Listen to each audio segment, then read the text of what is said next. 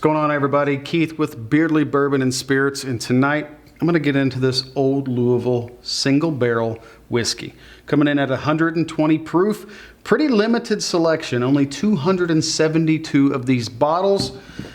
Old Louisville, pretty well known for some good quality, so let's get this thing popped open. You know I'm going to tell you exactly what I think about it, good or bad. I don't know if people think that's good or bad, but I'm always honest. And I can already tell you I'm not a fan of this wrapper because there is no serration. So, can we work this off? Look at that. I'm already a little bit disappointed with this. The cork popped. I've got to go back, peel the paper. I know I did that kind of caveman style, but I was trying to get that paper to come off over the cork. It just didn't work. I'm going to get that paper off because I don't want paper around my cork to go into my bourbon. No paper in the bourbon, no foil. Here we go, we're gonna get this poured up.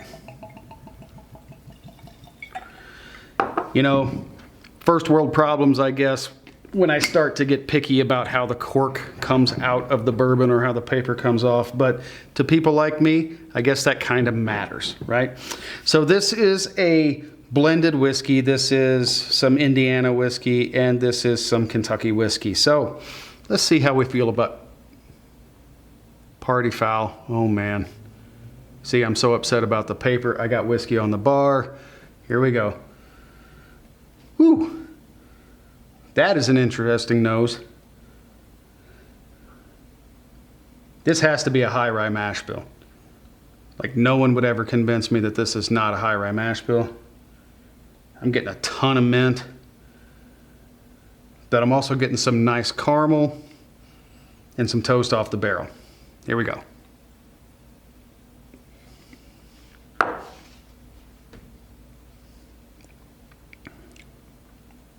Okay. Definitely some barrel influence there. Definitely some caramel there. Little brown sugar, little bit of a cherry note. Does not drink 120 proof. Okay, Old Louisville, I got you. I see what you're doing here. This is a single barrel expression, so we all know that those are all different, so experiences can vary from barrel to barrel, but this one happens to be really very good. This is, like I said, it's a 272 barrel or a bottle batch out of this barrel. So if you find something at 272, maybe potentially it's out of the same barrel. I highly recommend it. On the back side, I'm getting just the slightest bit of dark chocolate. That cherry note is hanging on. Now I get some really interesting notes on the nose. I'm getting a little bit of cedar. The cherry notes are coming through to the nose. But that mint, that grassy mint, that brings me all the way back to this being a high-rye mash bill. I'm standing firm on that because I get that grassy mint on the nose. Second pass on the palate.